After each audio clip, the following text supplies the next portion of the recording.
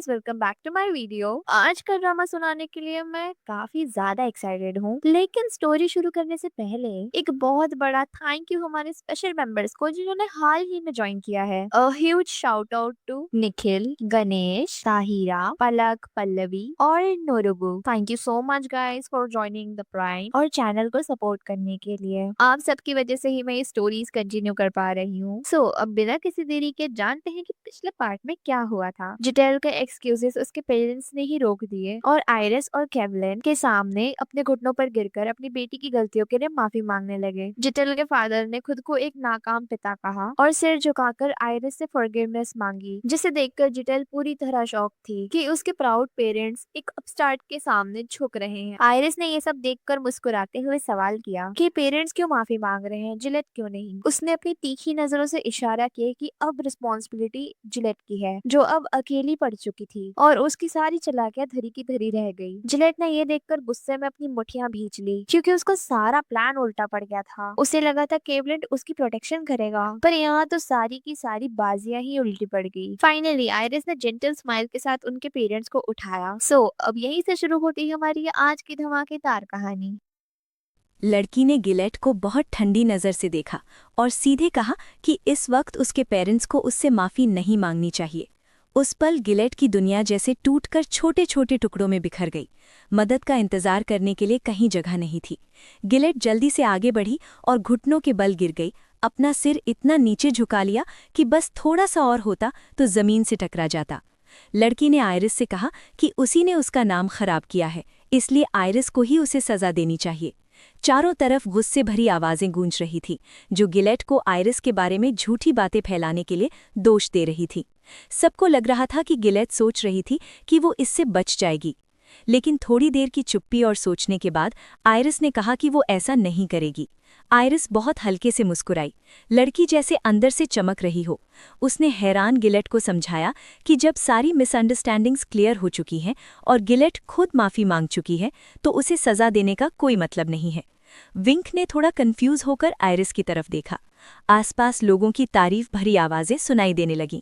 लोगों को लगा कि आयरिस बहुत दयालु है और इससे भीड़ में उसकी रिस्पेक्ट और बढ़ गई। लेकिन विटनिक को आयरिस की दया नहीं, बल्कि उसकी समझदारी ज्यादा इम्प्रेसिव लगी। असल में गिलेट को सजा देने की बिल्कुल जरूरत नहीं थी। उसकी जगह गिलेट को सबके सामने पूरी तरह बदनामी मिल चुकी थी। आयरिस ने ऐसा माहौल बना दिया था कि हर कोई सुन ले कि इस कहानी में गलती किसकी थी। अखबारों की हेडलाइंस में यही भरा होने वाला था कि आयरिस ने दया दिखाते हुए गिलेट को माफ कर दिया, जिसने उसके पीछे अफवाहें फैलाई थी। विटनिक के हिसाब से इसे असली माफ़ी नहीं कहा जा सकता था। असल में आयरिस ने पूरे समाज को गिलेट के खिलाफ कर दिया था। अब गिलेट और उसका परिवार सोसाइटी से अलग भी हो सकते थे। और दूसरी तरफ आयरिस इस पूरे मामले से पूरी तरह विनर बनकर बाहर आई। आयरिस का ये तरीका विटनिक को थोड़ा डरावना लगा, लेकिन फिर भी वो उसकी पर्सनैलिटी से प्रभावित हुए बिना नहीं रह सका। बैंक्वेट खत्म हो गया। अखबारों में हेडलाइंस भरी पड़ी थी कि ड्यूक ऑफ विटलो का फूल अपने ऑफेंडर पर दया दिखा रहा है। जर्नलिस्टों ने आयरिस को लगभग एक मासूम सेंट की तरह दिखाया, हालांकि वे समझते थे कि आयरिस ने ये सब खास तौर पर गिलेट को सबके सामने बेनकाब करने के लिए शुरू किया था। आयरिस समझती थी कि जब तक उसके हाथ में पर्याप्त पावर नहीं आ जाती, तब तक सोसाइटी का अटेंशन उसके लिए फायदेमंद ही है। फिर भी उसे ये बिल्कुल पसंद नहीं था कि लोग उसे फिर से ड्यूक विटलो का फूल कहकर बुला रहे थे। वो अपने पुराने परिवार की यादों से पीछा न छुड़ा पाने के बारे में उदास सोचों में डूबी हुई थी। तभी खुश होते हुए केवलिन उसके बाथरूम में आया। उसके हाथ में शैंपेन की बोतल और फलों की प्लेट थी। आयरिस अपने ख्यालों से बाहर आई और घबराकर अपने हाथों से अपनी छाती ढक ली। वो बैठने की कोशिश करने लगी ताकि साफ पानी में केवलिन को कुछ दिखाई न दे। आयरिस का चेहरा जोर से लाल हो गया और उसने पूछा कि आखिर क्या हुआ।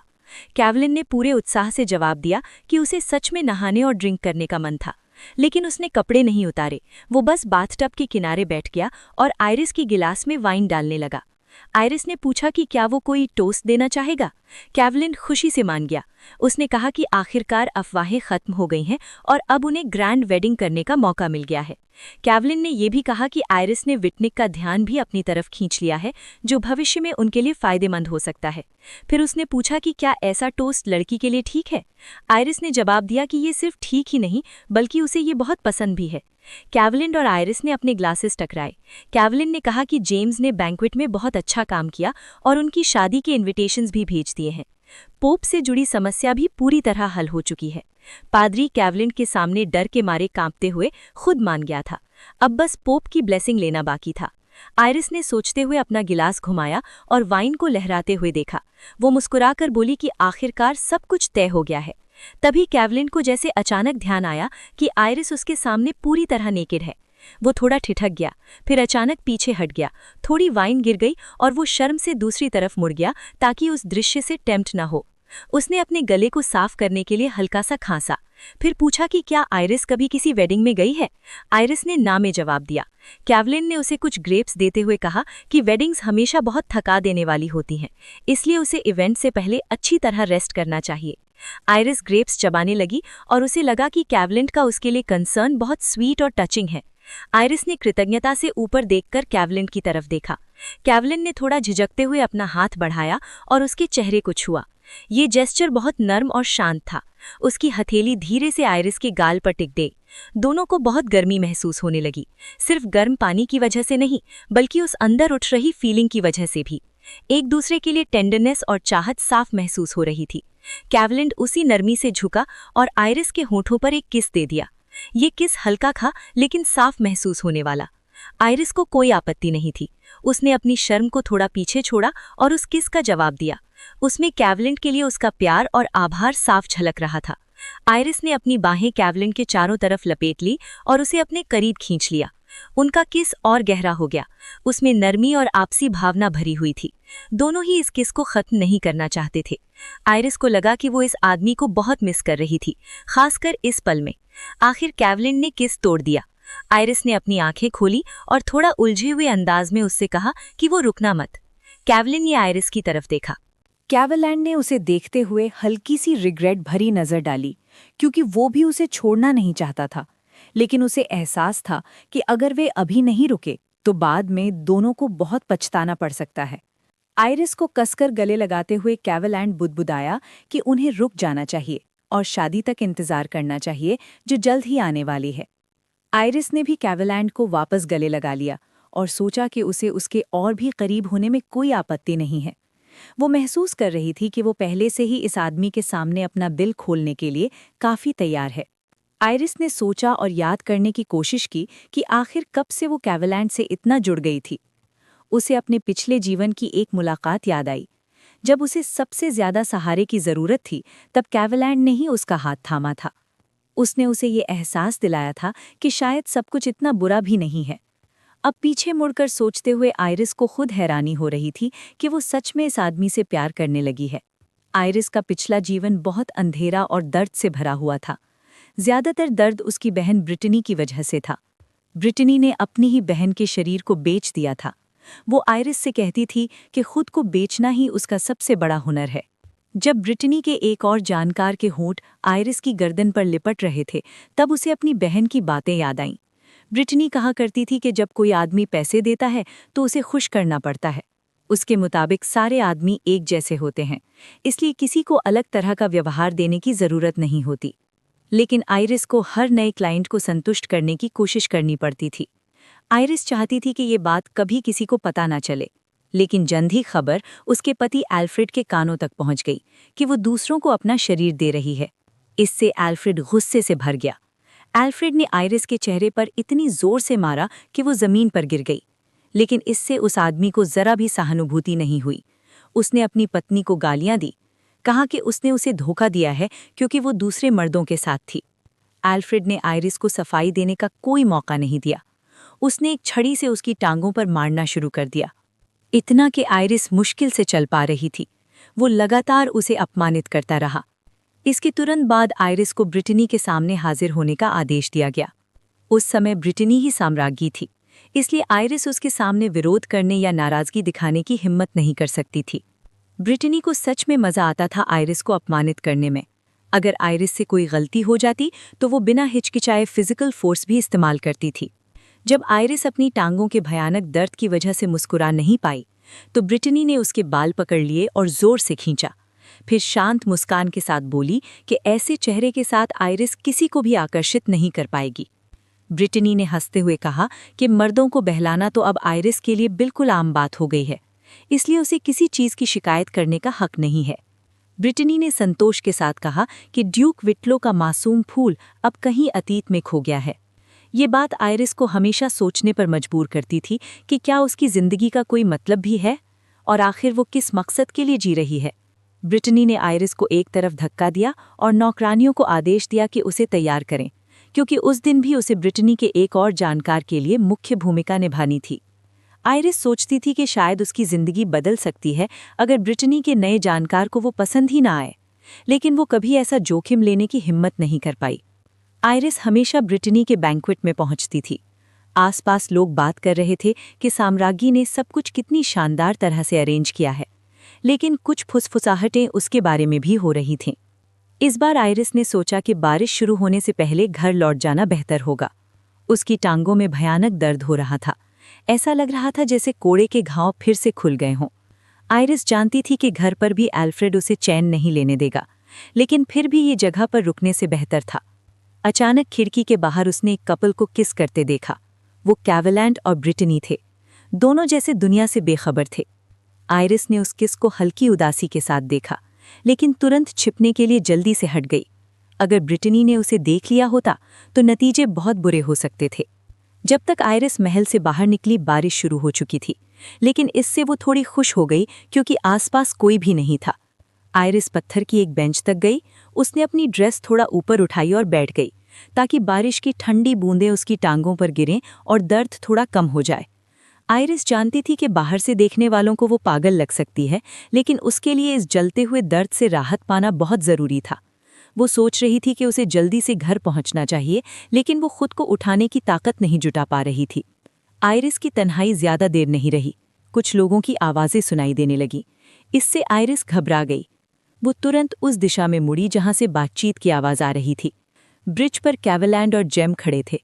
वे किसी पिमोन नाम के आदमी पर नज़र रखने की बात कर रहे थे। कैवलैंड ने कहा कि इसी वजह से वो इस बैंक्वेट में आया था। उसने जेम से पूछा कि क्या वो इयररिंग्स ढूंढ पाया जो उसने पहले बताए थे। जब आयरिस ने देखा कि वो किसकी बातचीत सुन रही है तो वो डर गई, क्योंकि इस समय यहाँ होना उसके लिए मुसीबत बन सकता था। वो जल्दी से बेंच के पीछे छिप गई ताकि उसकी मौजूदगी का पता न चले। वो मन ही मन सोच रही थी कि वे यहाँ क्या कर रहे हैं, क्योंकि उसे पूरा यकीन था कि यहाँ वो अकेली है। उधर जेम ने कैवलैंड को वो इयररिंग्स दे दिए। उसने कहा कि शायद ये कोई रेलिक नहीं है। कैवलैंड ने उसका धन्यवाद किया और कहा कि अब वो जा सकता है। आयरिस बेंच के पीछे सिकुड़ कर बैठी रही। वो प्रार्थना कर रही थी कि कैवलैंड और जेम उसे नोटिस ना करें, लेकिन उसकी प्रार्थना पूरी नहीं हुई। कुछ सेकंड बाद कैवलैंड उसके पास आकर बैठ गया। उसने कहा कि उसे पता था कि यहाँ वो छिपी हुई है। जब उसने आयरिस का चेहरा देखा तो वो बहुत हैरान हुआ, क्योंकि पहले उसे लगा था कि यहाँ कोई और होगा। आयरिस जल्दी से सफाई देने वाली थी कि उसने जानबूझकर उनकी बातचीत नहीं सुनी, लेकिन कैवलैंड ने सिर्फ इतना कहा कि बाहर बारिश हो रही है और जमीन पर बैठने से वो बीमार पड़ सकती है। अगले ही पल उसका शांत स्वभाव अचानक बदल गया, क्योंकि उसने आयरिस की टांगों पर घाव देख लिए थे। गुस्से में उसने पूछा कि आखिर किसने उसके साथ ऐसा किया। आयरिस ने तुरंत कहा कि वो बिल्कुल ठीक है। उसने कैवलैंड से कहा कि इतनी छोटी सी बात के लिए चिंता न करें, लेकिन कैवलैंड इससे सहमत नहीं था। उसने कहा कि ये बिल्कुल भी छोटी बात नहीं है और उसे तुरंत डॉक्टर को बुलाना चाहिए। वो उठकर डॉक्टर को बुलाने ही वाला था कि तभी आयरिस ने उसके कपड़े पकड़कर उसे रोक लिया। उसकी आंखों में आंसू थे। उसने कहा कि वो सच में ठीक है और कैवलैंड से विनती की कि वो बस ऐसे दिखाए जैसे उसने यहाँ उसे देखा ही नहीं। कैवलैंड आयरिस को देखते हुए चुप हो गया। कैवलैंड ने दर्द भरी नज़र से आयरिस को देखा और कहा कि अगर वो अभी कुछ नहीं करेगा तो लड़की की हालत बिल्कुल भी बेहतर नहीं होगी। आयरिस ने नज़रें फेर लीं और कहा कि वो ये बात अच्छी तरह समझती है, लेकिन उसके इस व्यवहार के पीछे कुछ कारण है। आयरिस ने कहा कि कुछ लोग तभी जीवित रह पाते हैं जब वे सच्चाई को बहुत सावधानी से छिपा कर रखते हैं। ये बात उस आदमी के दिल को छू गई, क्योंकि वो इस स्थिति को बहुत अच्छी तरह समझ सकता था। कैवलन ने गहरी सांस ली, लेकिन फिर भी मदद लेने जाने से मना कर दिया। उसने अपनी जेब से एक ऑइंटमेंट की बोतल निकाली और आयरिस को देते हुए कहा कि इसे अपने घावों पर लगा लेना। कैवलन ने अफसोस के साथ कहा कि अगर वो घावों पर ऑइंटमेंट नहीं लगाएगी तो उसकी टांगों पर स्कार्स रह सकते हैं, और वो ऐसा बिल्कुल नहीं चाहता। आखिर में कैवलन खड़ा हो गया और आयरिस से कहा कि वो किसी को नहीं बताएगा कि उसने उसे वहां देखा था। फिर बिना कुछ और कहे वो मुड़ा और महल के एंट्रेंस की तरफ चल पड़ा। आयरिस उलझन में उस आदमी को जाते हुए देखती रही। थोड़ी देर बाद अपने विचारों को समेटकर आयरिस ने उसकी पीठ की तरफ देखकर माफ़ी मांगी और उसे धन्यवाद दिया कि उसने उसके साथ इतना अच्छा व्यवहार किया। आयरिस की बात सुनकर कैवलन अचानक वहीं रुक गया। वो लगभग महसूस कर सकता था कि आयरिस अंदर से कितने मानसिक दर्द में है, इसलिए वो खुद को वहां से जाने के लिए मजबूर नहीं कर पाया। कैवलन वापस मुड़ा और फिर से आयरिस की तरफ चलकर आया। शुरुआत में तो आयरिस को ये भी एहसास नहीं हुआ कि कोई फिर से उसके पास आ गया है। जब कैवलन उसके पास बैठा तब आयरिस ने हैरानी से उसकी तरफ देखा। उसे सच में समझ नहीं आया कि वो क्यों वापस आ गया, जबकि वो पहले ही उसके लिए दूसरों से ज्यादा कर चुका था। कैवलन ने आयरिस का हाथ पकड़ा और उसमें वो इयररिंग्स रख दिए जो जेम ने उसे दिए थे। उसने समझाया कि ये टेरेसा की इयररिंग्स है और इन्हें पहनने वाले को गुड लक मिलता है। आयरिस और भी ज्यादा कंफ्यूज हो गई। उसने हैरानी से पूछा कि उसने ये इयररिंग्स उसे क्यों दे दिए, जबकि वो उसके लिए कोई खास नहीं है। कैवलन ने अपनी आवाज़ में जितनी गर्माहट हो सकती थी उतनी भरकर कहा कि उसे लगता है कि इस समय आयरिस को लक की बहुत ज़रूरत है, इसलिए ये इयररिंग्स उसके काम ज़रूर आएंगे। आयरिस की आंखें शौक से बड़ी हो गईं। उसे विश्वास ही नहीं हो रहा था कि कैवलन उसके लिए इतना कंसर्न दिखा रहा है। जब उसे एहसास हुआ कि ये कोई सपना नहीं है तो उसका दिल भर आया। लड़की की आंखों में आंसू आ गए जिन्हें तेज़ बारिश भी छिपा नहीं पा रही थी। कैवलन ने उसका हाथ पकड़कर कहा कि वो उसके लिए गुड लक की कामना करता है। आयरिस अपनी भावनाओं को रोक नहीं पाई। उसने रोकर अपने दिल में भरे सारे दर्द को बाहर निकालने की कोशिश की। इससे आयरिस के अंदर फिर से थोड़ा जीने की इच्छा जागी। हालांकि ये कैवलन के साथ उसकी एकमात्र बातचीत थी, लेकिन ये बातचीत उसके लिए बहुत मायने रखती थी। कभी कभी महल में जब वो एल्फ्रेड के साथ होती थी तब उसकी मुलाकात कैवलन से हो जाती थी, लेकिन वे सिर्फ एक दूसरे को हल्की सी नज़र से देख पाते थे। कैवलन हमेशा ऐसे गुजर जाता था जैसे उसने आयरिस को कभी उस कमज़ोर हालत में देखा ही नहीं था। इसके लिए आयरिस उसके प्रति बहुत आभारी थी। आयरिस उसे मुस्कुराकर देखती थी और सोचती थी कि भले ही वे फिर कभी अकेले साथ नहीं रहे, लेकिन उस दिन मूसलाधार बारिश में कैवलन के एक छोटे से काइंडनेस भरे जेस्चर ने उसके दिल को गर्माहट दी थी। वो पल हमेशा उसकी यादों में रहेगा। कैवलन के लिए भी उस दिन को भूलना आसान नहीं था और ऐसा दिखाना कि आयरिस के साथ कुछ हुआ ही नहीं था, लेकिन उसने उसकी रिक्वेस्ट का सम्मान किया और किसी को कुछ नहीं बताया। कैवलन के अंदर आयरिस की मदद करने की बहुत स्ट्रांग इच्छा थी। उसे उसके लिए बहुत दुख होता था, लेकिन अफसोस इस स्थिति में वो कुछ भी नहीं कर सकता था। आयरिस ने कैवलन को कसकर गले लगाया और सोचा कि शायद उसी पल से वो उसे पसंद करने लगी थी, क्योंकि वो वही इंसान था जो उसकी जिंदगी बचाना चाहता था। आयरिस ने दर्द भरे प्यार से कैवलन के चेहरे को देखा और सोचा कि उसकी अंधेरी जिंदगी में वही एक रोशनी की किरण बन गया है। उस समय उसकी जिंदगी पूरी तरह अंधेरे में डूबी हुई थी।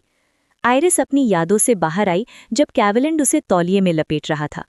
कैवलन ने सवालिया नज़र से उसकी तरफ देखा जब वो अचानक उसकी तरफ मुड़ी, लेकिन लड़की ने सिर्फ मुस्कुराकर उसे धन्यवाद कहा। वो मन ही मन सोच रही थी कि उसे खुशी है कि वो इस जिंदगी को इसी आदमी के साथ बिता सकती है। आयरिस के अचानक धन्यवाद से कैवलन थोड़ा चौंक गया। वो शर्मिंदा हो गया और जल्दी से बाथरूम से बाहर निकल गया। उसका चेहरा पूरी तरह लाल हो गया था। वो सोच रहा था कि कभी कभी आयरिस सच में उसे पागल कर देती है। उसका दिल बहुत तेज धड़क रहा था और शांत नहीं हो पा रहा था। कैवलन ने अपना हाथ मुंह पर रखा और खुद को शांत करने की कोशिश करने लगा। वो सोच रहा था कि वो तो आयरिस का मजाक उड़ाना चाहता था, लेकिन आखिर में लड़की ने ही उसे पूरी तरह असहज कर दिया। कैवलन अभी भी इसी उलझन भरी हालत में था जब जेम्स और वॉलिस उसे ढूंढते हुए वहां पहुंच गए। वॉलिस ने अपनी यूजुअल स्ट्रेट फॉरवर्ड स्टाइल में कैवलन से पूछा कि वो आयरिस के कमरे के पास क्या कर रहा है और अचानक इतना लाल क्यों हो गया है। कैवलन ने वॉलिस से कहा कि वो पास ना आए और उसे अकेला छोड़ दें, क्योंकि उसका बिल्कुल मन नहीं था ये समझाने का कि वो आयरिस के कमरे के बाहर इस हालत में क्यों खड़ा है। जेम्स, जो कैवलन के मूड को बेहतर समझता था, उसने वॉलिस के कंधे पर हाथ रखा और उसे सलाह दी कि कैवलन को परेशान न करे। ये दोस्त के सपोर्ट जैसा लगा। लेकिन जेम्स ने हल्की मुस्कान के साथ आगे कहा कि कैवलैंड बस एक बहुत कठिन समय से गुजर रहा है। कैवलैंड इस प्लेफुल बिट्रेयल पर नाराज होना चाहता था, लेकिन तभी बटलर का मूड अचानक सीरियस हो गया। बिना मजाक के उसने कहा कि उसे कैवलैंड के पिता का लेटर मिला है। कैवलैंड के पिता को शादी का इनविटेशन मिल चुका था, लेकिन वे बहुत नाराज थे कि उनके बेटे ने उन्हें पहले कुछ नहीं बताया और सीधे बाद में खबर दी। उसने उन्हें पहले आइरिस से मिलवाया भी नहीं था, इसलिए कैवलैंड को तुरंत उनसे कांटेक्ट करके सिचुएशन क्लियर करनी चाहिए। वो कम्युनिकेशन रूम की तरफ जाने लगा, लेकिन पीछे से वॉलिस ने फिर पूछा कि वो अचानक इतनी मुश्किलों में क्यों है। कैवलैंड ने मन ही मन सोचा कि कभी-कभी उसके फ्रेंड्स और सबॉर्डिनेट्स बहुत स्लो विटेड होते हैं। जल्द ही कैवलैंड उस बड़े हरे स्फीयर के सामने खड़ा था जिसे मेज इंजीनियर्स ने बहुत पहले कम्युनिकेशन के लिए बनाया था। ये डिवाइस सरकारी संस्थानों और देश के बहुत महत्वपूर्ण लोगों के पास ही होता था। कैवलैंड अभी तक इस स्फीयर का इस्तेमाल करने से डरता था, क्योंकि उसे अपने पिता की डांट का डर था। लेकिन अब उसके पास कोई चॉइस नहीं बची थी। स्फीयर एक्टिवेट हो गया। कैवलैंड हरे ग्लो को देखता रहा और अपने पेरेंट्स के जवाब का इंतजार करने लगा। जवाब आने में ज्यादा समय नहीं लगा। हॉल में उसके पिता की आवाज गूंज उठी। उसके पिता ने उसे उसके पूरे नाम से पुकारा। ये साफ संकेत था कि उसके पिता बहुत गुस्से में हैं। ये सुनकर कैवलैंड जल्दी जल्दी समझाने लगा कि उसकी जिंदगी में कुछ ऐसी सर्कमस्टांसेस थीं जिनकी वजह से वो पहले उनसे संपर्क नहीं कर पाया। लेकिन उसके पिता ने शिकायत की कि वो आरोप लगने से पहले ही बहाने बनाने लगा है। उस आदमी ने कहा कि उसने और कैवलैंड की मां ने न्यूज़पेपर्स पढ़े हैं, लेकिन उन्हें अपनी आंखों पर विश्वास नहीं हुआ। उन्होंने इंतजार किया कि उनका बेटा खुद सब कुछ समझाए, क्योंकि वो सिर्फ उसी पर भरोसा कर सकते थे।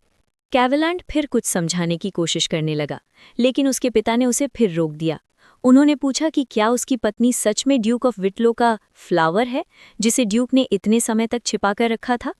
कैवलैंड ने समझाया कि वो आइरिस को हर किसी को दिखाना नहीं चाहता था, लेकिन तभी स्फीयर से उसकी माँ की आवाज़ सुनाई दी। उसकी माँ चिंतित थी कि उसका बेटा बड़ा हो चुका है और अपनी पत्नी खुद चुन सकता है। फिर भी उसने अपने पेरेंट्स को इसके बारे में बताना ज़रूरी नहीं समझा। उस महिला ने कहा कि उसने सच में अपने बेटे को समझने की कोशिश की, लेकिन वो ऐसा नहीं कर पाई, खासकर ड्यूक ऑफ विटलो के कैरेक्टर को देखते हुए। कैवलैंड की मां का मानना था कि ड्यूक विटलो बहुत लालची आदमी है। उसकी पहली बेटी ब्रिटनी को बहुत जल्दी सोसाइटी में डेब्यू कराया गया था, लेकिन उसकी दूसरी बेटी आइरिस को उसने बहुत लंबे समय तक छिपा कर रखा।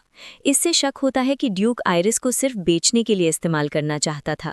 कैवलैंड की मां ने सीधे अपने बेटे से पूछा कि उसने आखिर ऐसा क्या किया कि ड्यूक विटलो ने आइरिस को उसके साथ भेजने के लिए मान लिया।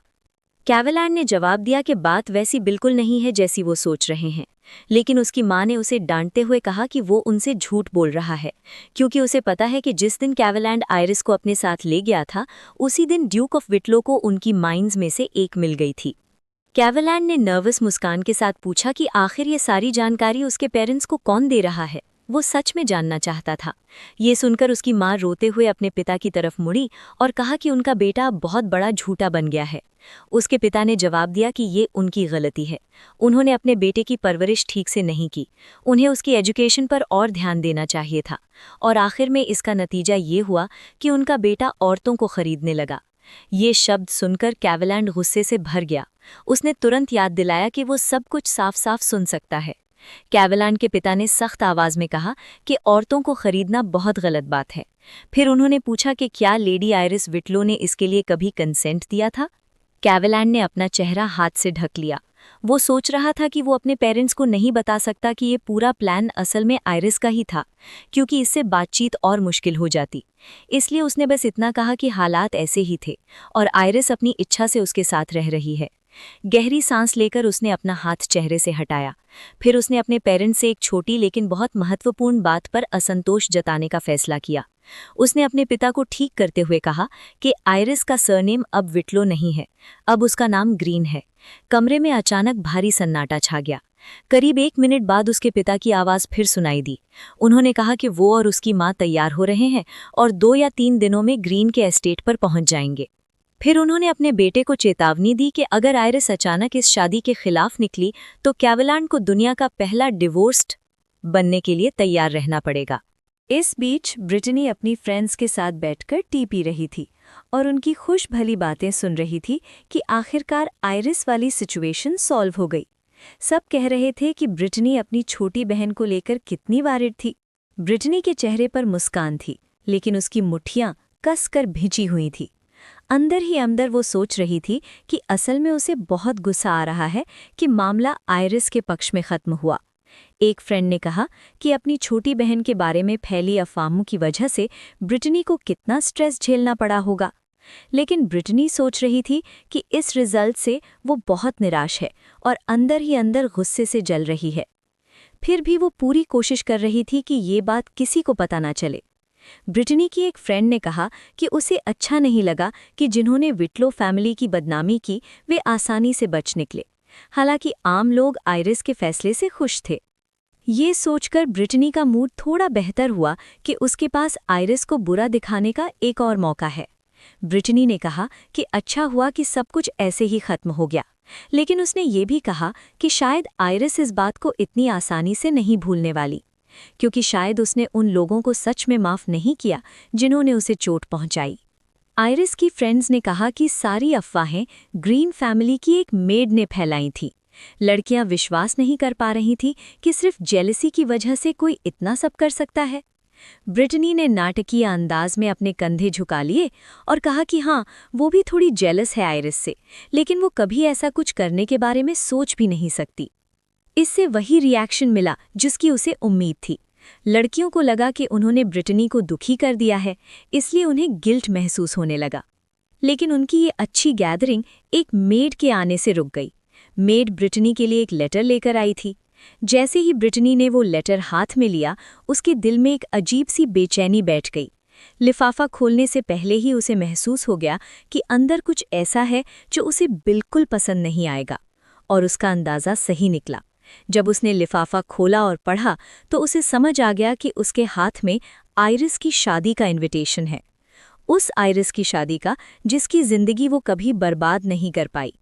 ब्रिटनी ने इधर-उधर देखा कि शादी करवाने वाले व्यक्ति का नाम कहाँ लिखा है, लेकिन उसे वो नाम कहीं नहीं मिला।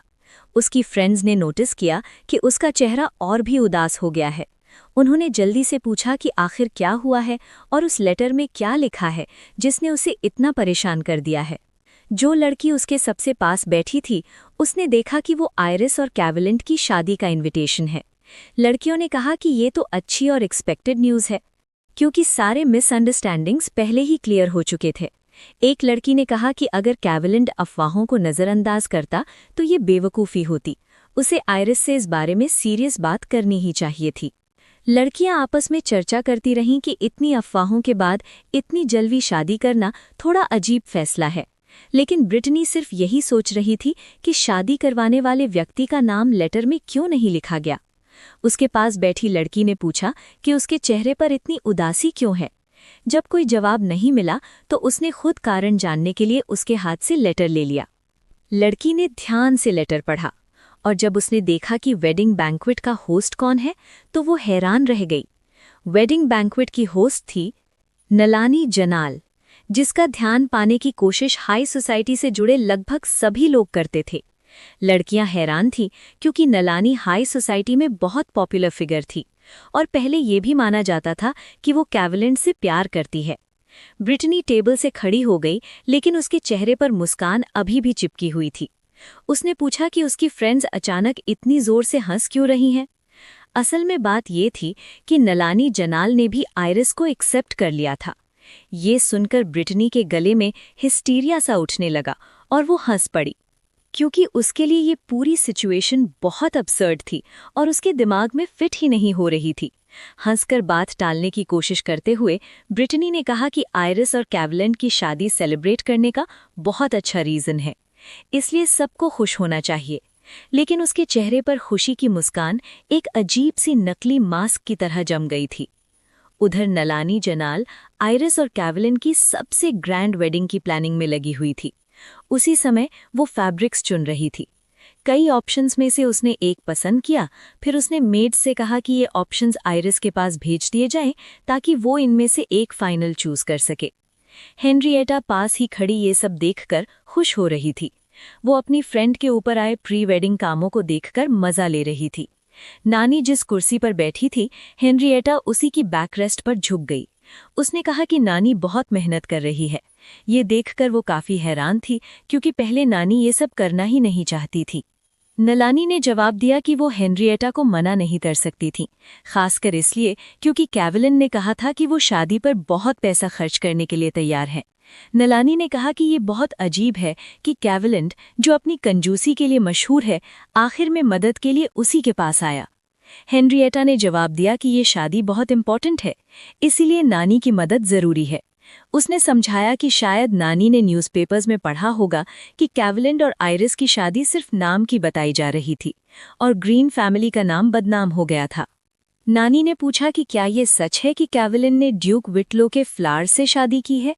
हेनरिएटा ने कहा कि हाँ, ये सच है, और उसने कहा कि वो उन मर्दों को अच्छी तरह समझती है जो इस लड़की के दीवाने हो जाते हैं, क्योंकि वो सच में इतनी खूबसूरत है कि उसकी खूबसूरती पोर्ट्रेट में भी ठीक से दिखाई नहीं जा सकती। हेनरिएटा मुस्कुराई और संतोष से बोली कि उसे नहीं पता ये अफवाहें कहाँ से आईं कि नलानी कैवलिन को पसंद करती है, लेकिन इन अफवाहों से शादी पर और भी ज्यादा अटेंशन मिल रहा है, जो उनके लिए फायदेमंद ही है। हालांकि नलानी इस खबर से ज्यादा खुश नहीं थी, क्योंकि उसके मन में कैवलिन के लिए कोई रोमांटिक या नलानी ने कहा कि उसके मन में कैवलिन के लिए न रोमांटिक फीलिंग्स हैं और न ही कोई खास पॉजिटिव फीलिंग्स। नानी ने जवाब दिया कि हेनरिएटा बहुत अजीब बातें कह रही है और पूछा कि ऐसी अफवाहें आखिर शुरू ही क्यों हुई। लड़की ने कहा कि उसने ये वेडिंग ऑर्गेनाइज करने के लिए सिर्फ एक ही रीजन से हाँ कहा था। नानी चाहती थी कि वो ग्रीन फैमिली के सबसे बड़े इवेंट का हिस्सा बने, ताकि उसका नाम भी उतना ही याद रखा जाए जितना इस ग्रैंड वेडिंग को याद रखा जाएगा। नानी हल्का सा हंसी और हेनरिएटा से कहा कि वो आइरिस को बता दे कि वेडिंग में उसके लिए कुछ प्लेजेंट सरप्राइजेस तैयार रहने वाले हैं। आइरिस को बिल्कुल पता नहीं था कि उसकी पीछे क्या प्लान्स बन रहे हैं, इसलिए उसने कैवलिन की एडवाइस मानते हुए बस आराम करने और रिलैक्स रहने का फैसला किया। वो शांति से बैठकर एक किताब पढ़ रही थी। आइरिस ने ये किताब सिर्फ एक ही गोल के साथ पढ़ना शुरू किया था। वो कैवलिन को बेहतर तरीके से समझना चाहती थी, लेकिन जैसे जैसे वो पढ़ती गई, वो बीस्टमैन से जुड़ी सिचुएशन में और ज्यादा डूबती चली गई और उसे ये सब पढ़कर ज्यादा अनकंफर्टेबल महसूस होने लगा। पहली बीस्टमैन रिबेलियन फेल हो गई थी, लेकिन बेनेडिक्ट ने हार नहीं मानी। किसी तरह बच जाने के बाद वो छिप कर रहने लगा और चुपचाप ऐसे लोगों को इकट्ठा करने लगा जो उसकी मदद कर सकते थे। बेनेडिक्ट कहता था कि बीस्टमैन भी इंसान ही हैं और बीस्ट में बदलना भगवान का कर्स नहीं बल्कि ब्लेसिंग है। उसके मुताबिक पोप बीस्टमैन को इसलिए सताता है क्योंकि उसके अंदर हीन भावना है, क्योंकि उसे भगवान का गिफ्ट नहीं मिला था। मैजिशियन लोगों को भी भगवान का गिफ्ट मिला हुआ था, इसलिए बीस्टमैन के बाद वे भी पोप के टारगेट बन सकते थे। पोप के पास कोई मैजिकल टैलेंट नहीं था, इसलिए मैजिशियंस का पतन होना लगभग तय भविष्य था। जो मैजिशियंस फेथलेस थे, उन्होंने बेनेडिक्ट की बातों से सहमति जताई। बेनेडिक्ट ने गिफ्टेड लोगों को उकसाया और बीस्टमैन की दूसरी रिबेलियन शुरू कर दी। ये एक जानलेवा युद्ध था और एमस का ईस्टर्न सी खून से लाल हो गया था। ये कहानी पढ़कर आइरिस बहुत परेशान हो गई। उसे पता था कि अगर सब कुछ उसकी पिछली जिंदगी की तरह ही चलता रहा तो कैवलिन को तीसरी बीस्टमैन रिबेलियन शुरू करनी पड़ेगी। आइरिस ने सोचते हुए अपनी उंगली हल्के से काट ली। वो समझ रही थी कि कैवलिन के मोटिव्स क्या हैं, लेकिन अपनी पिछली जिंदगी में उसकी मौत बिल्कुल बेकार चली गई थी, इसलिए इस जिंदगी में वो ऐसा होने नहीं दे सकती थी। आइरिस को सिर्फ एक ही रास्ता दिखाई दे रहा था, इस युद्ध को रोकना और सिचुएशन को अपने फेवर में बदलना। लेकिन तभी दरवाज़ा खुलने की आवाज़ आई और वो अपने विचारों में ज्यादा देर तक खो नहीं पाई। कैवलिन कमरे में अंदर आया। जब आइरिस ने पूछा कि क्या हुआ है, तो उसने कहा कि कोई सीरियस बात नहीं है और आइरिस से कहा कि वो अपनी किताब पढ़ने से डिस्ट्रैक्ट ना हो।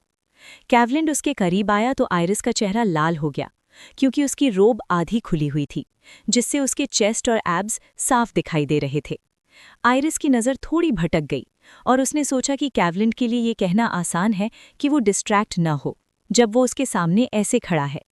कैवलिन आइरिस के पास बैठ गया और मन ही मन खुश हुआ कि उसकी प्लेफुल प्रोवोकेशन इस बार काम कर गई। उसने मासूमियत से पूछा कि उसकी प्यारी वाइफ के चेहरे पर अचानक ऐसा एक्सप्रेशन क्यों है। आइरिस ने कहा कि वो उसका मजाक ना उड़ाए। कैवलिन का मजाक वाला मूड तुरंत खत्म हो गया। उसने धीरे से लड़की के कंधे पर किस किया और तुरंत दूर भी नहीं हुआ। आइरिस ने चिंता से पूछा कि आखिर क्या हुआ है, कैवलिन इतना अजीब बिहेव क्यों कर रहा है। कैवलिन ने कहा कि उसे और आइरिस को एक प्रॉब्लम है। उसने लड़की को गले लगाया और अफसोस से कहा कि उसके पेरेंट्स इस शादी को लेकर बहुत वरिड और एंग्री हैं। कैवलिन ने बताया कि उसके पेरेंट्स लगभग 2 दिनों में आने वाले हैं, लेकिन उसे नहीं पता कि वे कैसे रिएक्ट करेंगे, क्योंकि उन्होंने पहले कभी अपने बेटे के पर्सनल मैटर्स में इंटरेस्ट नहीं लिया था। इसलिए उनकी रिएक्शन उसे अजीब लग रही थी। कैवलिन ने कभी पहले किसी लड़की को डेट नहीं किया था, इसलिए उसे नहीं पता था कि उसके पेरेंट्स आयरिस से क्या कहेंगे। लेकिन इस खबर पर आयरिस की रिएक्शन बिल्कुल अनएक्सपेक्टेड थी। लड़की ने उसका चेहरा अपने हाथों में पकड़ लिया और हैरानी से कहा कि वो झूठ बोल रहा है, क्योंकि ऐसा नहीं हो सकता कि उसने पहले कभी किसी को डेट न किया हो। कैवलिन ने हैरानी से पूछा कि वो इस बारे में आयरिस से झूठ क्यों बोलेगा। उसने कहा कि इस मामले में वो सिर्फ सच बोल रहा है। आयरिस ने कहा कि उसे ये बात अजीब लगती है, क्योंकि कैवलिन इतना हैंडसम है कि ऐसा आदमी कभी बिना डेट किए नहीं रह सकता। कैवलिन उत्साहित होकर आयरिस के हाथ पकड़ लिए और पूछा कि क्या वो सच में उसे हैंडसम मानती है। आयरिस ने कहा कि उसे तो हमेशा से यही ऑब्वियस लगता था। कैवलिन ने आयरिस की तरफ ऐसे देखा जैसे उसकी आंखों में दिल बन गए हों। लड़की की बातें उसके दिल को बहुत गर्माहट दे रही थीं। खुशी से मुस्कुराते हुए कैवलिन ने आयरिस को अपनी तरफ खींच लिया और ऑनेस्टली कहा कि वो उसे किस करना चाहता है। आयरिस ने हैरानी से कहा कि उसे भी ये पसंद आएगा। इसके बाद कैवलिन ने फिर पूछा कि क्या वो उसे किस कर सकता है। आयरिस को ये थोड़ा अजीब लगा। उसे लगा कि उनकी पिछली किस के बाद कैवलिन में कुछ बदल गया है। आयरिस ने कहा कि पहले तो वो उसे किस करने से पहले परमिशन नहीं मांगता था। कैवलिन खुश होकर कहा कि अगर ऐसा है तो ठीक है, और उसने लड़की को किस कर लिया। कैवलिन ने धीरे से लड़की को बेड पर लेटा दिया।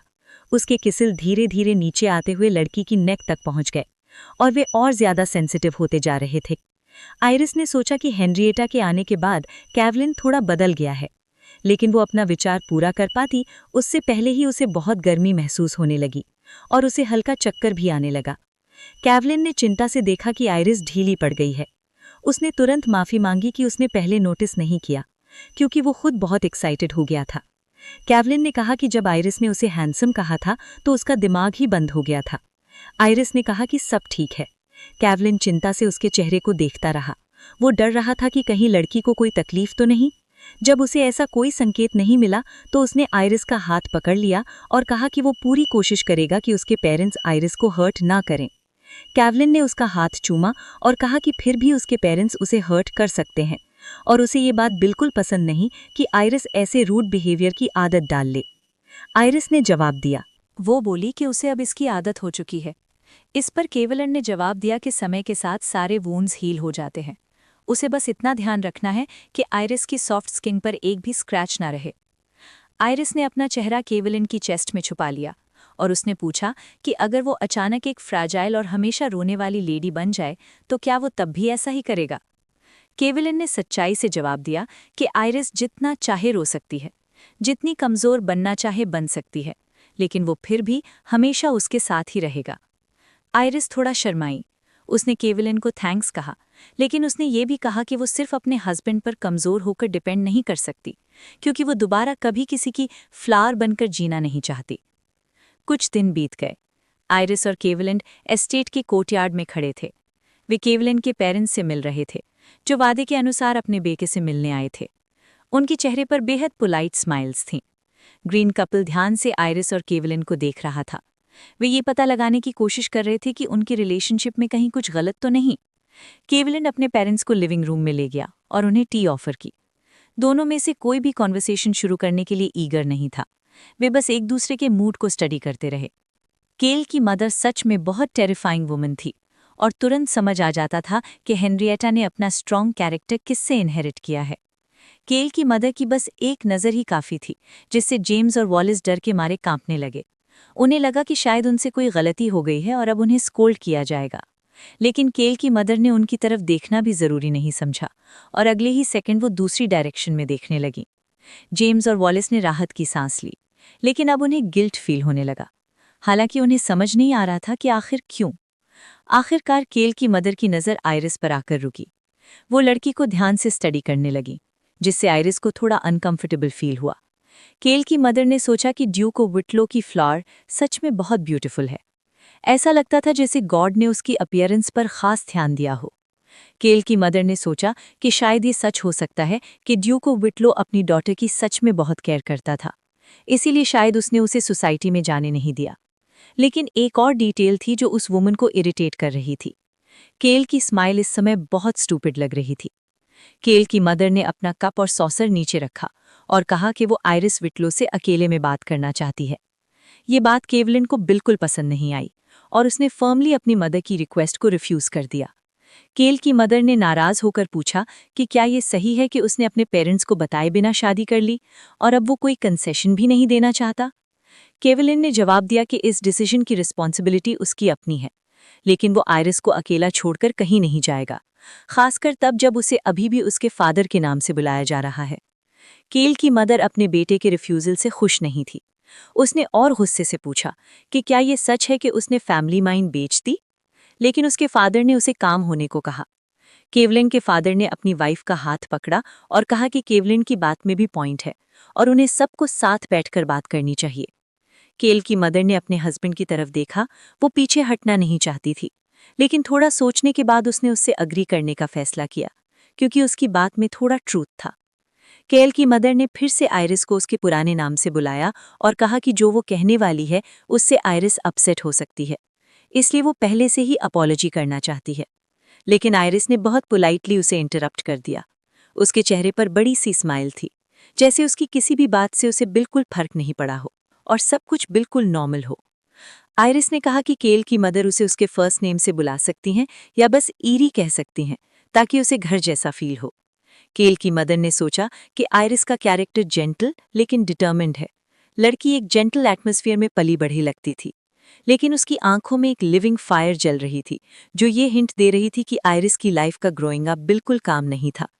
ये सोचते हुए उस वुमन ने पूछा कि आखिर आयरिस और केवलिन की मुलाकात कैसे हुई। आयरिस ने बिल्कुल काम होकर और पूरी ऑनेस्टी के साथ जवाब दिया कि वो खुद केवलिन के पास गई थी और उसने खुद ही उससे मैरिज प्रपोजल किया था। ये सुनकर उसका हस्बैंड शॉक हो गया, क्योंकि वो इस बात को सीक्रेट रखना चाहता था। केल की रिएक्शन को इग्नोर करते हुए उसके फादर ने आयरिस से पूछा कि उसने ऐसा क्यों किया, क्योंकि ये काफी अनकन्वेंशनल मूव था। आयरिस ने जवाब दिया कि वो बस लो फैमिली से एस्केप करना चाहती थी, क्योंकि वहां उसे बहुत प्रॉब्लम्स हो रही थीं। आयरिस के पास्ट में बहुत सी ऐसी बातें थीं जिन्हें वो सिर्फ मेमोरीज बनाकर पीछे छोड़ देना चाहती थी। उदाहरण के लिए, एक बार उसके बालों में आग लगा दी गई थी। लड़की हेल्प के लिए जोर जोर से चिल्लाते हुए घर के कॉरिडोर्स में दौड़ रही थी, लेकिन उसे बचाने के लिए कोई भी जल्दी नहीं कर रहा था। सिर्फ गोगार ने ये सब देखा और वो तुरंत आयरिस की मदद के लिए दौड़ा। उसने पानी डालकर आग बुझा दी और घबराकर पूछा कि आयरिस ठीक है। गोगार ने टावल से आयरिस के बाल सुखाए, जबकि आयरिस रो रही थी। वो बार बार पूछ रहा था कि आखिर ये सब कैसे हुआ। वो उन लोगों से जाकर निपटना चाहता था जिन्होंने बच्चे के साथ ऐसा किया था। आयरिस सच बताना भी चाहती थी, लेकिन तभी उसकी नज़र ब्रिटनी पर पड़ी, जो इस सब की असली कल्प्रिट थी। ब्रिटनी मेड्स के साथ खड़ी थी और अपने स्टंट से खुश दिखाई दे रही थी। उसने आयरिस को इशारा किया कि अगर वो चुप नहीं रही तो उसे बड़ी प्रॉब्लम्स झेलनी पड़ेंगी। ब्रिटनी को अपने किए पर बिल्कुल रिग्रेट नहीं था। उसे आयरिस के लिए जरा भी सॉरी फील नहीं हो रहा था। शायद वो तो ये भी चाहती थी कि उसकी सिस्टर की मदद के लिए कोई भी ना आए। आयरिस ने गोगर को हग कर लिया और डिस्पेयर में उसके शोल्डर पर धीरे से बोलने लगी कि वो ठीक है, इसलिए कुछ करने की या ये पता लगाने की ज़रूरत नहीं है कि ये किसने किया। गोगर ने सरप्राइज में पूछा कि क्या आयरिस सच में इस बात को लेकर श्योर है। वो बच्ची को हग करके उसे वार्म करने की कोशिश कर रहा था, लेकिन आयरिस ने हमेशा की तरह कहा कि सब ठीक है। आयरिस ने ब्रिटनी से रिक्वेस्ट किया कि वो उसे तंग करना और बुली करना बंद करे। लड़की सच में समझने की कोशिश करती थी कि उसने ऐसा क्या गलत किया है कि उसकी बड़ी सिस्टर उसे इतना हेट करती है। ब्रिटनी हमेशा रिप्लाई करती थी कि आयरिस सिर्फ एक इललेजिटिमेट चाइल्ड है जो एक मेड से पैदा हुई है और उसे याद ही नहीं रहता कि उसकी प्लेस क्या है, और वो इतनी हिम्मत करती है कि ब्रिटनी की चीज़ों पर भी क्लेम करे। आयरिस ने ब्रिटनी को समझाने की बहुत कोशिश की कि वो इनोसेंट है, लेकिन ब्रिटनी कभी उसकी बात नहीं सुनती थी। कभी कभी ब्रिटनी आयरिस को मारती भी थी, कभी इतना जोर से स्लैप करती थी कि आयरिस जमीन पर गिर जाती थी और फिर मुश्किल से उठने की कोशिश करती थी, लेकिन इससे भी ब्रिटनी रुकती नहीं थी। जब वो आयरिस को मिट्टी में गिरा हुआ देखती थी तो सिर्फ हंसने लगती थी और कहती थी कि आयरिस इस तरह ज्यादा सूट करती है क्योंकि उसकी प्लेस तो मिट्टी में ही है। लेकिन ये सबसे बुरी चीज़ नहीं थी जो ब्रिटनी कर सकती थी। सबसे बुरी बात तब होती थी जब वो मुड़कर चल देती थी। जब आयरिस देखती थी कि ब्रिटनी बान के एग्जिट की तरफ जा रही है तो उसके दिल में एक वाइल्ड फियर पैदा हो जाता था, जैसे वो उसे अकेला छोड़ने वाली हो। एक वाइड स्माइल के साथ ब्रिटनी कहती थी कि आयरिस को बान में तब तक रहना चाहिए जब तक वो अपनी लेसन नहीं सीख लेती कि उसकी असल प्लेस क्या है। आयरिस डेस्परेटली ब्रिटनी से रिक्वेस्ट करती थी कि उसे अंधेरे बान में अकेला मत छोड़ो, लेकिन उसकी प्लीज कभी नहीं सुनी जाती थी और उसे उस डार्क जगह पर छोड़ दिया जाता था। ब्रिटनी सिंपली वहां से चली जाती थी। उसे बिल्कुल परवाह नहीं होती थी कि आयरिस डर रही है, उसे ठंड लग रही है, या वो अनकंफर्टेबल फील कर रही है, या फिर उसके पास खाने के लिए फूड भी है या नहीं। आयरिस ने बताया कि एक बार ब्रिटनी ने उसे डार्क और डर्टी बान में कई दिनों के लिए लॉक कर दिया था। इस वजह से आयरिस को डार्क और क्लोज्ड स्पेसेस का फोबिया हो गया और ब्रिटनी के फादर और मदर किसी भी छोटी सी गलती पर आयरिस को मारते थे। आयरिस ने कहा कि विटलो फैमिली में सब उससे हेट करते थे और उसका मजाक उड़ाते थे। उसकी चाइल्डहुड की स्टोरी ने सिर्फ केवलिंड के पेरेंट्स को ही नहीं बल्कि खुद केवलिंड को भी शॉक कर दिया। हालांकि वो पहले से थोड़ा जानता था कि आयरिस के साथ बुरा ट्रीट किया गया था। आयरिस ने बताया कि विटलो फैमिली में उसे सर्वेंट की तरह काम करना पड़ता था और सर्वेंट्स भी उसे लेडी की तरह ट्रीट नहीं करते थे, सब उसे ज्यादातर एक स्लेव की तरह ट्रीट करते थे। विटलो फैमिली ऑब्वियसली अपने और आयरिस के रिलेशनशिप का सीक्रेट हमेशा नहीं छुपा सकती थी। कभी कभी सच बाहर लीक हो जाता था, लेकिन ऐसे केसेस में जो लोग सच बताते थे वो हमेशा डेड मिलते थे। आयरिस ने कहा कि एंड में सिर्फ फॉल्स रूमर्स ही स्प्रेड होने लगे कि ड्यूक ऑफ विटलो अपनी यंगेस्ट डॉटर को बहुत पैम्पर करता है और इसी वजह से आयरिस को निकनेम मिला ड्यूक ऑफ विटलोज फ्लावर। आयरिस ने एक्सप्लेन किया कि ड्यूक विटलो उसे एल्फ्रेड हुचिस से शादी करवाना चाहता था, गोल्ड माइन के बदले में। इसी वजह से आयरिस ने डिसाइड किया कि वो केवलिंड के पास जाएगी। केवलिंड की मदर ने सोचा कि आयरिस बहुत स्मार्ट गर्ल है, क्योंकि उसने तुरंत ऐसी स्टोरी बता दी जो उनके पेरेंट्स को इनडिफरेंट नहीं छोड़ सकती थी। और वैसे भी लड़की काम दिख रही थी, लेकिन क्लियरली वो डर रही थी। इसका मतलब था कि जो स्टोरी उसने बताई वो सच थी। केवलिंड की मदर हल्की सी चकल करने लगी।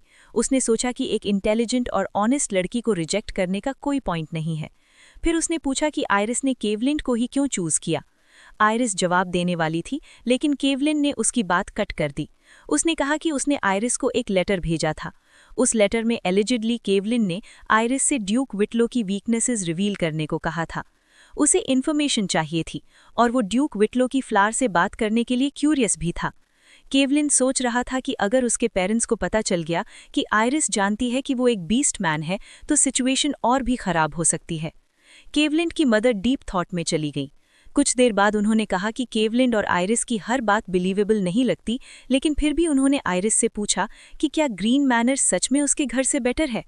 आयरिस ने बिना हेजिटेशन के जवाब दिया कि वो केवलिंड के साथ इस एस्टेट में जितनी खुश है उतनी कभी नहीं थी। कॉन्वर्सेशन एक पॉजिटिव नोट पर खत्म हुई। केवलिंड के पेरेंट्स एस्टेट में वॉक करने लगे।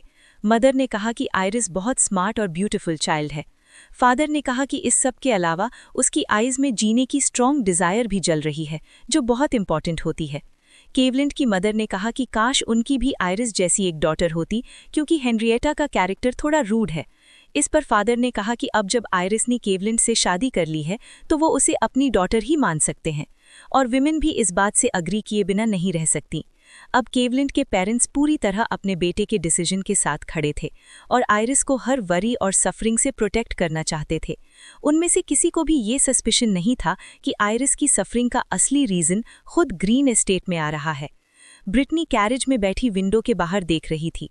उसके फेस पर सैटिस्फैक्शन थी। वो इमेजिन कर रही थी कि कैसे वो अपनी एरोगेंट यंगर सिस्टर को फिर से उसकी प्लेस पर लाएगी और उसकी लाइफ को वापस पुराने ट्रैक पर ले आएगी।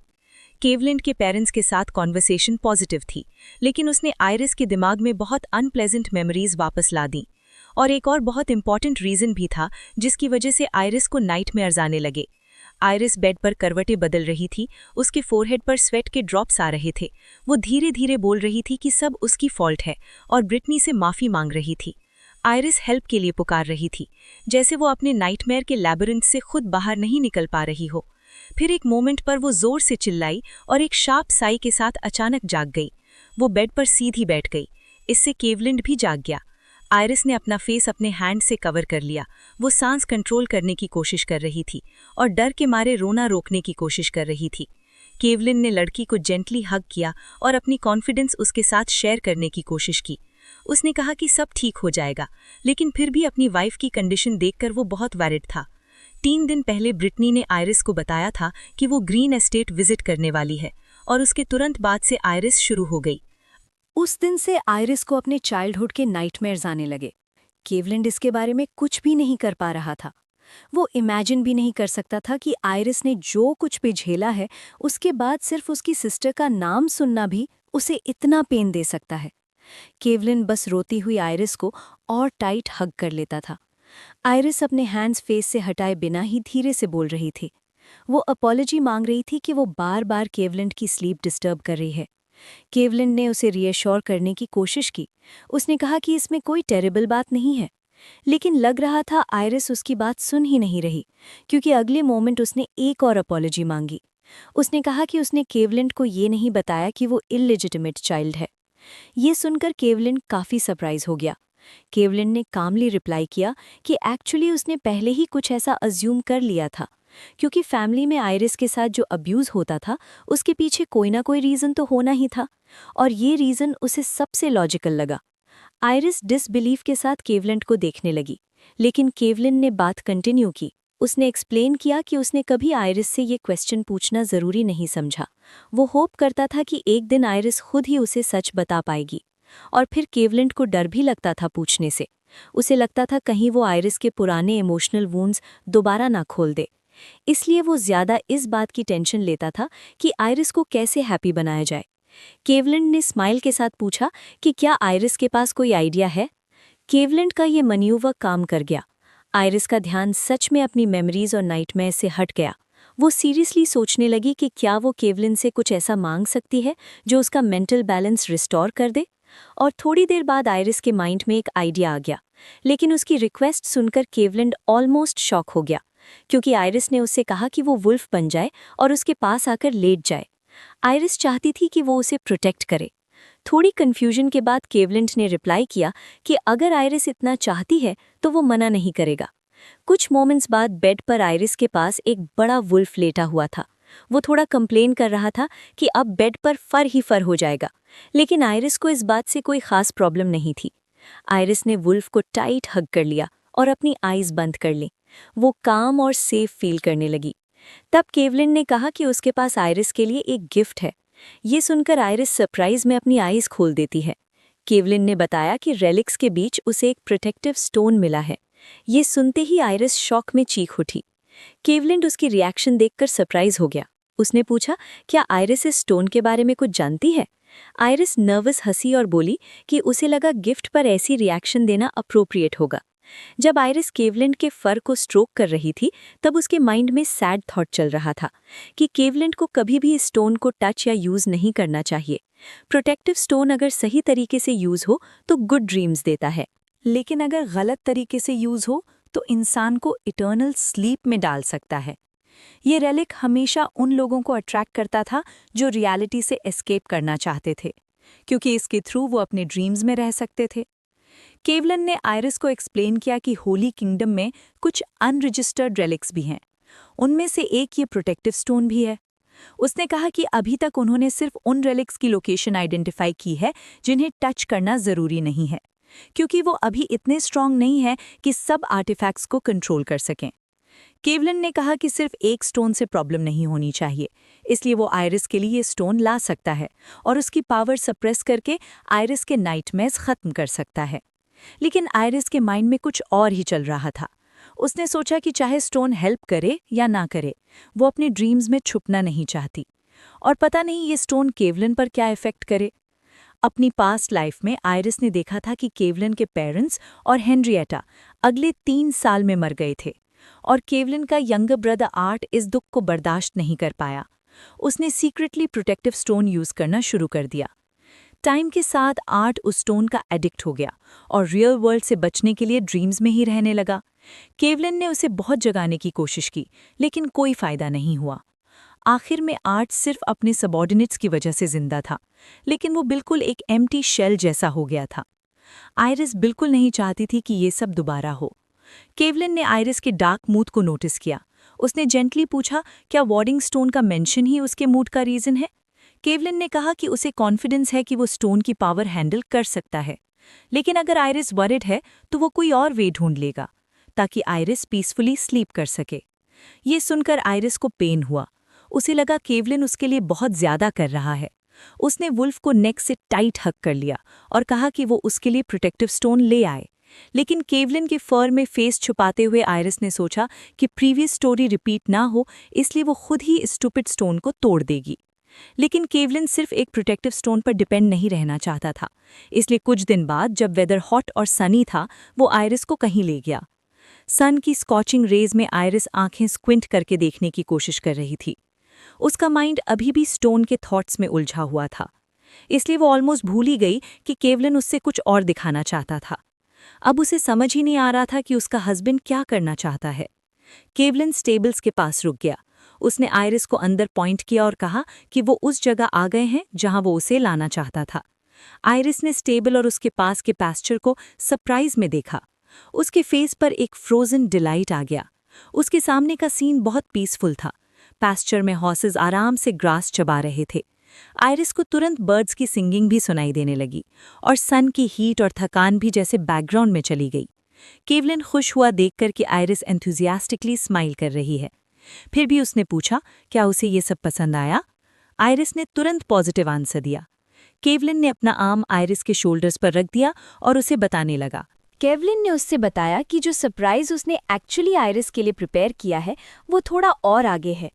फिर वो उसे स्टेबल्स की तरफ ले गया। जैसे ही वो पास पहुंचे, आयरिस बिल्कुल स्पीचलेस हो गई।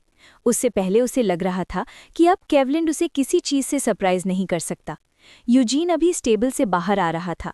उसके साथ एक बड़ा सा ग्रेसफुल वाइट हॉर्स चल रहा था और उसके पास ही एक बिल्कुल स्नो वाइट फोल भी दिख रहा था।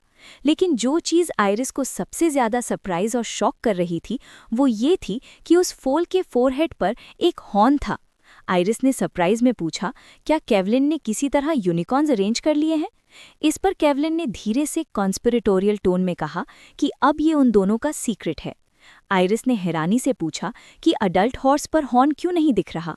केवलिन ने रिप्लाई दिया कि जब यूनिकॉर्न्स मैच्योर हो जाते हैं तो वो अपना हॉर्न इनविजिबल बना सकते हैं। ये सर्वाइवल के लिए एवोल्यूशन का रिजल्ट है। लेकिन हॉर्न दिखाई नहीं देता, फिर भी वो फिजिकली वहाँ होता है।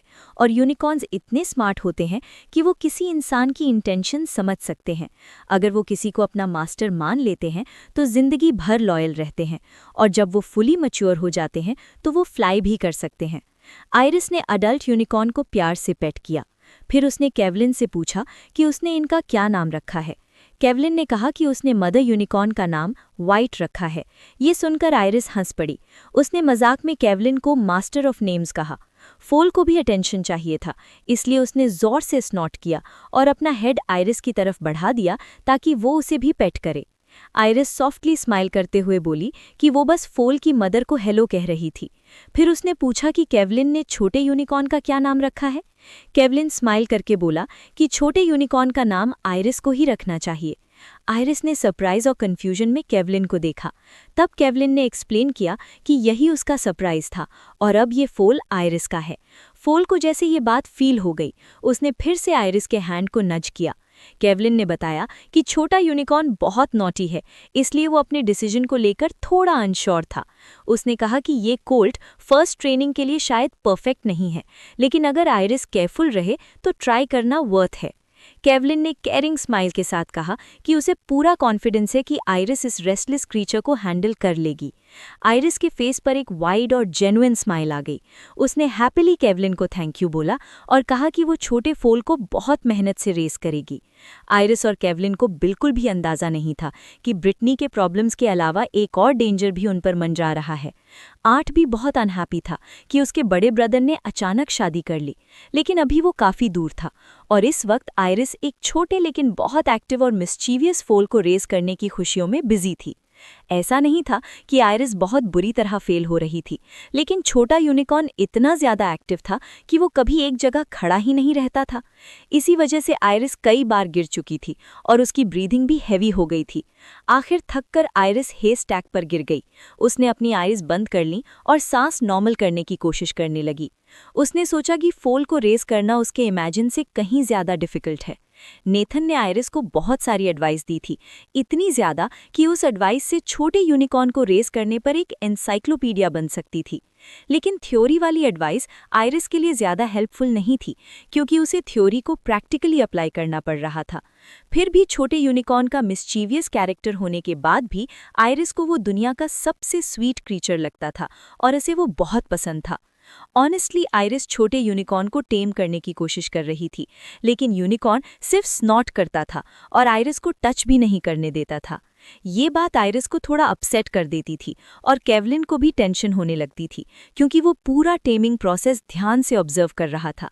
लेकिन केवलिन को जो बात सबसे ज़्यादा डिस्टर्ब कर रही थी वो ये भी नहीं थी कि छोटा यूनिकॉर्न नॉटी होकर आयरिस को इतना थका रहा था कि वो हेस्टैक से उठ भी नहीं पा रही थी।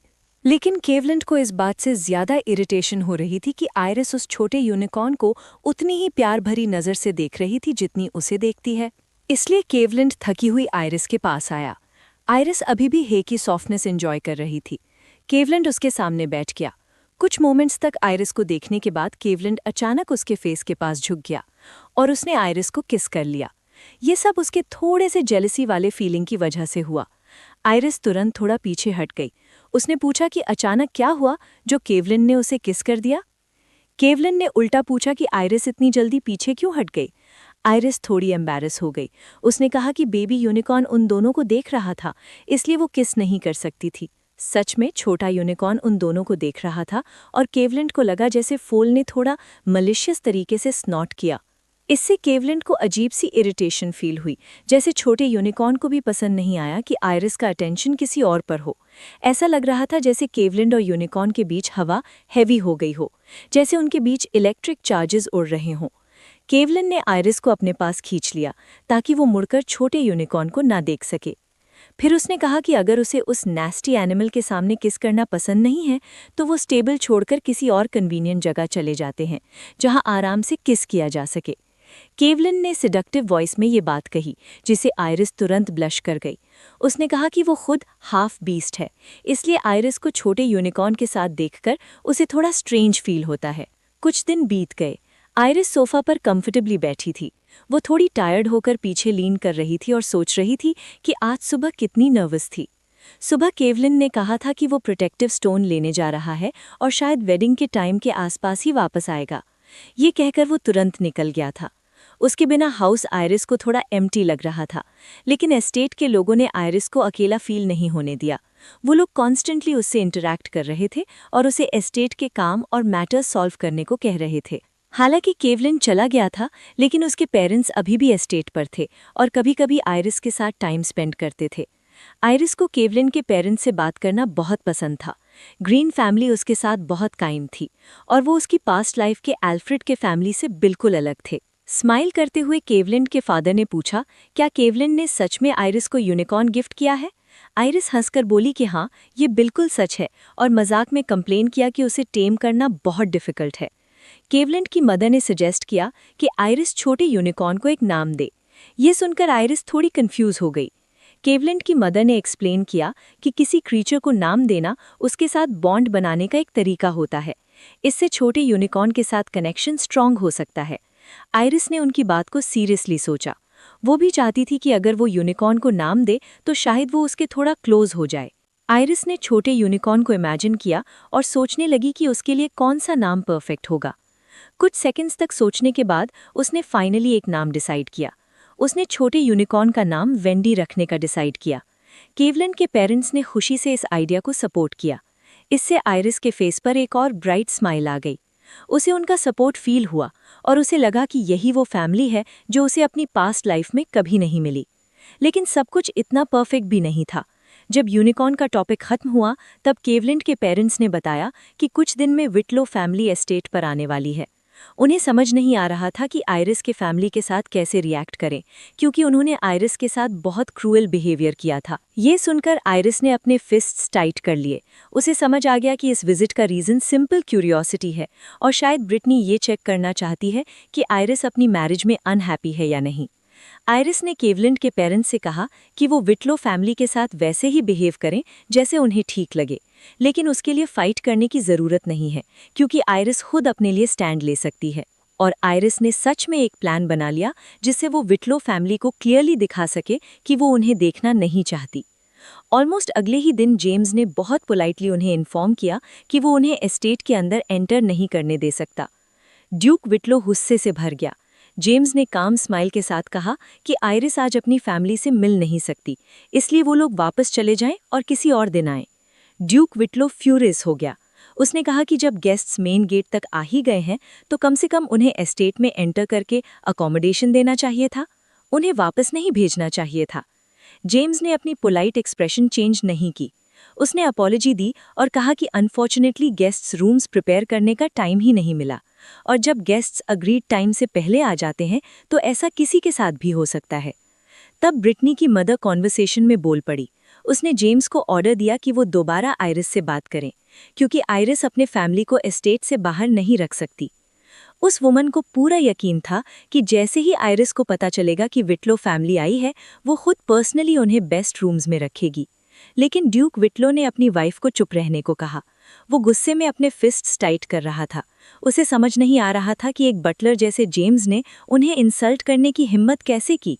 ड्यूक विटलो गुस्से में मुड़ गया और एस्टेट से बाहर निकल गया। उसने कहा कि फिर वो लोग नेक्स्ट डे वापस आएंगे और उम्मीद करते हैं कि उनका वेलकम उनके स्टेटस के अकॉर्डिंग होगा। ब्रिटनी ने जेम्स को बहुत गुस्से से देखा। वो अपनी मदर के साथ चिपक कर खड़ी थी। उसके फेस पर कोल्ड एंगर था। उसने सोचा कि आयरिस शायद बिल्कुल क्रेजी हो गई है। कुछ दिन से जेम्स उन्हें एस्टेट में एंटर ही नहीं करने दे रहा था और बस यही कह रहा था कि अनफॉर्चुनेटली आयरिस बहुत बिजी है और उनसे मिल नहीं सकती। ब्रिटनी सोच रही थी। तो दोस्तों ये रहा आज की वीडियो का एंड। अगर आपको वीडियो पसंद आई हो तो कमेंट सेक्शन में नेक्स्ट पार्ट लिखना मत भूलना। और हाँ, चैनल को सब्सक्राइब कर दो, बेल आइकन प्रेस कर दो और लाइक भी कर देना। Thanks for watching. मिलते हैं नेक्स्ट वीडियो में।